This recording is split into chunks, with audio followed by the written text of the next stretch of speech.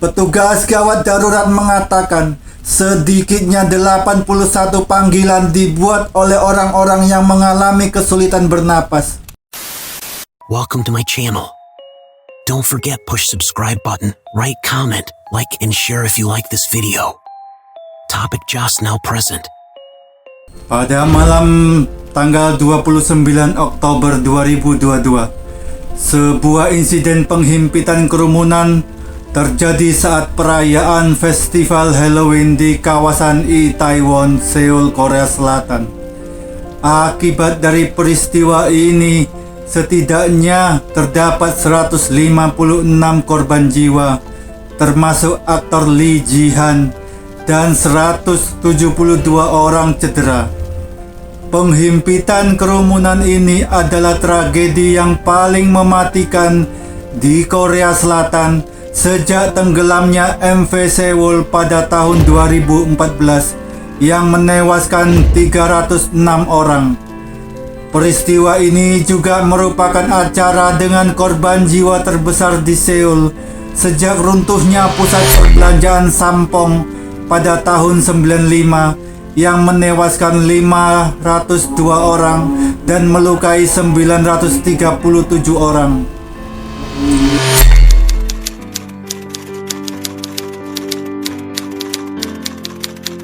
Distrik Itaewon yang terletak di pusat kota Seoul adalah sebuah titik populer untuk lokasi berkumpul. Karena lokasi ini terdapat banyak bar dan klub malam, diperkirakan sekitar 100.000 orang menghadiri perayaan Halloween di Itaewon pada tanggal 29 Oktober 2022. Acara ini menjadi perayaan yang memiliki pengunjung terbanyak sejak pandemi COVID-19 dan menjadi acara pertama sejak awal pandemi yang tidak wajib menggunakan masker. Secara topografis, konformasi kawasan ini dicirikan oleh jalan-jalan dan gang-gang yang sangat sempit tanpa jalan keluar. Jalan tempat terjadinya tabrakan itu berhubung dengan Itaewon Road, jalan utama distrik, dengan jalur menanjak dan akhirnya bertemu dengan jalan lain yang menyebabkan orang-orang berdesakan dan terdesak di sepanjang ruas jalan yang sempit. Jalur yang panjangnya hanya sekitar 45 meter dan lebar yang hanya mencapai 3,2 meter itu menghambat petugas layanan gawat darurat yang berusaha memasuki jalan tersebut.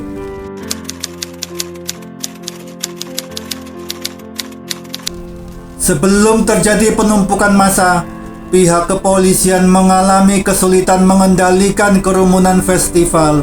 Seorang peserta melaporkan bahwa keramaiannya setidaknya 10 kali lipat lebih ramai dari biasanya. Seorang lainnya yang tiba lebih awal di malam hari pada pukul 19 waktu setempat mengklaim bahwa butuh waktu lebih dari 10 menit untuk mencapai tempat ketemuannya yang berjarak sekitar 1 menit dari stasiun Itaewon karena banyaknya orang yang berkumpul. Saksi mata mengatakan bahwa jalanan termasuk gang sempit menurun di dekat Hamilton Hotel penuh sesak dengan pengunjung pesta. Penghimpitan kerumunan terjadi pada pukul 22.15 waktu setempat di sepanjang gang dekat pintu keluar pertama stasiun Itaewon dan Hamilton Hotel. Kelompok media lokal mengatakan bahwa orang-orang berkerumun di sebuah bar dikarenakan rumor tentang hadirnya seorang selebriti yang tidak teridentifikasi atau bahwa permen yang mengandung narkoba sedang didistribusikan di klub. Petugas gawat darurat mengatakan sedikitnya 81 panggilan dibuat oleh orang-orang yang mengalami kesulitan bernapas. Menyusul panggilan yang dibuat ke pemadam kebakaran pada pukul 22.15, 4 ambulans segera dikirim. Dikarenakan ramainya kerumunan orang, ambulan mengalami kesulitan untuk mencapai tempat kejadian. Satu telepon yang masuk beberapa menit sebelum datangnya responden pertama pada pukul 22.17 mengatakan, "Menurutku, kami akan terhimpit di sini. Semua orang menjadi gila." Video media sosial menunjukkan bahwa ratusan orang terkompresi begitu rapat dan terkunci satu sama lain, sehingga responden pertama tidak dapat menarik keluar para individu, menyebabkan tertundanya pertolongan pertama dan resusitasi yang sangat krusial. Saat ruang berhasil dibuka dan orang-orang dikeluarkan, puluhan korban yang tidak sadarkan diri bermunculan. Para medis dan polisi dan pengamat serta korban selamat melakukan CPR pada para korban tersebut. Foto-foto dan video di media sosial menunjukkan kemelut saat para peserta festival yang mengenakan kostum berusaha meresusitasi korban yang cedera. Dengan gagalnya resusitasi CPR, mayat-mayat akhirnya dibaringkan di jalanan oleh para petugas medis dan polisi dan ditutupi dengan selimut dan pakaian.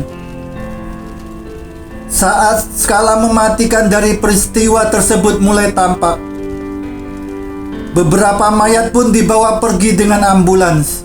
Sebanyak 83 ambulan tambahan tiba di lokasi pada pukul 23.45. Penerimaan telepon dan internet untuk sementara mengalami gangguan dan tidak dapat digunakan di distrik tersebut karena banyaknya komunikasi yang dilakukan. Banyak dari korban diangkut ke rumah sakit Universitas Song Chung yang dekat Itaewon. Sebuah pesan darurat diterbitkan ke ponsel-ponsel di Yongsan, mendesak orang-orang untuk segera pulang ke rumah karena kecelakaan darurat di dekat Hamilton Hotel di Itaewon. Badan Pemadam Kebakaran Nasional mengatakan 848 personel darurat, termasuk 346 petugas pemadam kebakaran di seluruh penjuru negeri, telah dikerahkan ke tempat kejadian. Unit polisi militer Angkatan Darat Amerika Serikat dari pasukan Amerika Serikat Korea yang sedang melakukan patroli rutin di daerah tersebut bersama petugas dari Badan Kepolisian Nasional membantu memberikan pertolongan pertama dan menjaga ketertiban umum di tempat kejadian. Bahkan setelah tempat kejadian ditutup oleh polisi, sejumlah bar terus beroperasi tanpa menyadari krisis yang sedang berlangsung. Banyak orang terus menggelar pesta.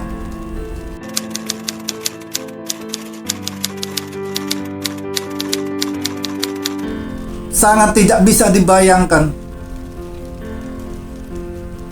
Kantor Pusat Penanggulangan Bencana dan Keselamatan mengatakan setidaknya ada 156 korban jiwa, di mana jumlah ini diperkirakan akan terus bertambah. Korban jiwa diketahui terdiri dari 101 perempuan dan 55 laki-laki. 4 korban adalah remaja, 96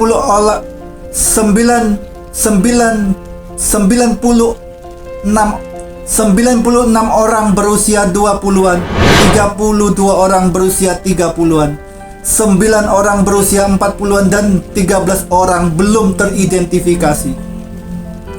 26 orang asing termasuk di antara korban yang tewas. Selain itu, 3 orang yang bertugas di Angkatan Bersenjata Korea Selatan juga termasuk di antara korban tewas. Setidaknya 152 orang lainnya dikonfirmasi cedera, termasuk 30 orang dalam kondisi serius. Badan Pemadam Kebakaran Nasional dan Kementerian Dalam Negeri dan Keselamatan mengatakan bahwa hampir 100 orang cedera, dengan 50 orang mendapatkan perhatian medis karena mengalami henti jantung. Selain Lee Ji-han, publik figur lain yang meninggal akibat tragedi tersebut diantaranya penata busana asal Malaysia, Raku Jordagan, serta artis dan produsen film asal Australia Grace Ratchet. Tambahan 4.024 laporan orang hilang masuk di keesokan harinya. Polisi mengatakan bahwa mereka akan mengidentifikasi para korban dan menyampaikan informasi kepada keluarga lainnya. Hingga sore hari tanggal 30 Oktober, sekitar 90% korban telah diidentifikasi. Sisa 10% adalah remaja lokal atau warga negara asing. Para petugas mengatakan bahwa pada awalnya sulit untuk mengidentifikasi korban yang meninggal karena kostum Halloween mereka dan karena banyak yang tidak membawa tanda pengenal. Pusat Layanan Masyarakat Han Nam Dong berfungsi sebagai pusat orang hilang sementara. Petugas yang biasanya menangani akta kelahiran atau pendaftaran rumah turut membantu dalam mengidentifikasi korban. Para pekerja di pusat tersebut menjawab panggilan telepon dari masyarakat mengenai orang hilang. Sejak pukul 05.30 pada tanggal 30 Oktober, pusat layanan mencatat setidaknya 3.580 jam panggilan telepon.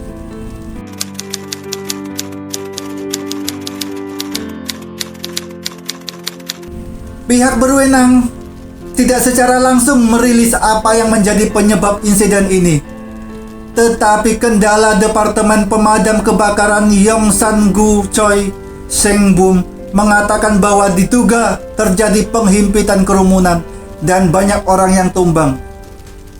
Penyelidikan resmi telah dimulai oleh pemerintah dan mereka menjanjikan metode baru untuk mencegah insiden serupa. Polisi memperkirakan bahwa 100.000 orang hadir di wilayah tersebut, tetapi hanya 137 petugas yang hadir. Dan mereka terutama berfokus pada kejahatan narkoba daripada pengendalian kerumunan massa.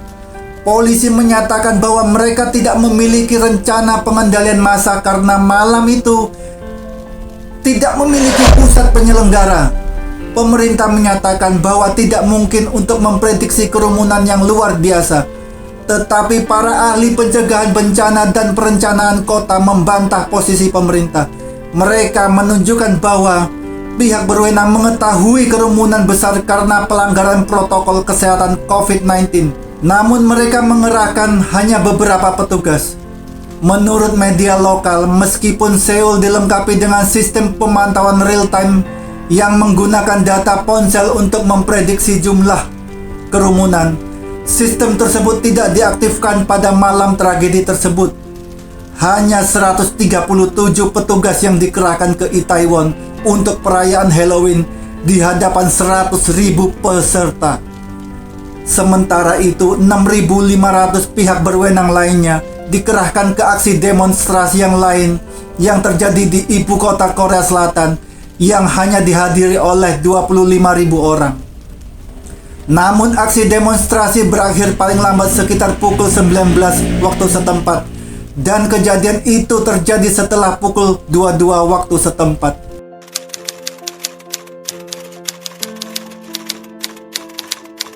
Presiden Yoon Suk Yeol mengadakan rapat darurat. Ia menganjurkan untuk penanganan korban yang cepat dan meninjau kembali keamanan dari tempat festival. Ia berpidato pada keesokan paginya dan kemudian mengunjungi tempat kejadian. Masa berkabung nasional ditetapkan oleh Presiden Yoon hingga 5 November dan memerintahkan bendera di gedung-gedung pemerintahan untuk dikibarkan setengah tiang. Wali kota Seoul, Oh Se-hon, yang sedang dalam perjalanan dinas ke Eropa, langsung kembali ke Seoul. Pada tanggal 31 Oktober, sekitar 4.038 orang termasuk wali kota Seoul, Perdana Menteri, dan Presiden menghadiri sebuah peringatan berkabung di Seoul Plaza. Peringatan didirikan di 17 kota termasuk Busan, Daegu, dan Incheon. Kementerian Kesehatan dan Kesejahteraan mengatakan bantuan psikologis akan diberikan di stand konseling di peringatan di Seoul. Bantuan psikologis juga diberikan untuk sekolah tempat para korban belajar.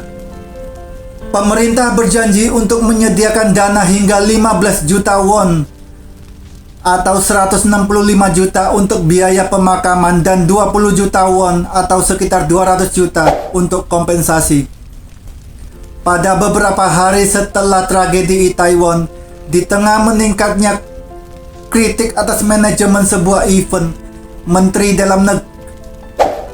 Dalam Negeri Korea Selatan Lee Sang-min menyatakan permohonan maaf, dan Kepala Kepolisian Nasional Yoon Hae-kyun mengatakan ada beberapa laporan ke polisi sebelum insiden terjadi dan diketahui bahwa massa telah terkumpul menunjukkan urgensi bahaya. Namun, manajemen informasi tidak cukup dan tidak ada reaksi yang memadai dari polisi. Yoon kemudian membungkuk sebagai tanda permintaan maaf.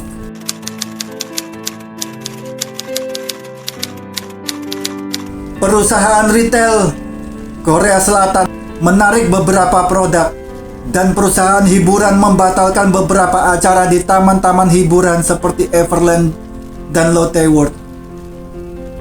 Kedai Starbucks membatalkan promo Halloween dan penjualan produk yang berhubungan dengan Halloween hingga 1 November. Rantai waralaba toko serba ada semua menghentikan penjualan produk bertema Halloween.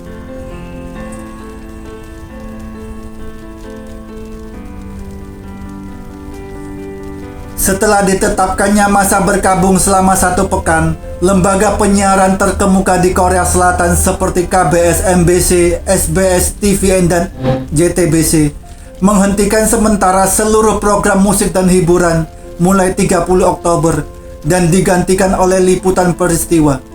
MBC juga membatalkan presentasi produksi Piala Dunia Qatar 2022 yang dijadwalkan akan dilakukan pada 1 November. Di industri musik, semua konser dibatalkan dan jadwal rilis album ditunda. Sekian dan terima kasih telah menonton video ini, dan nantikan video selanjutnya.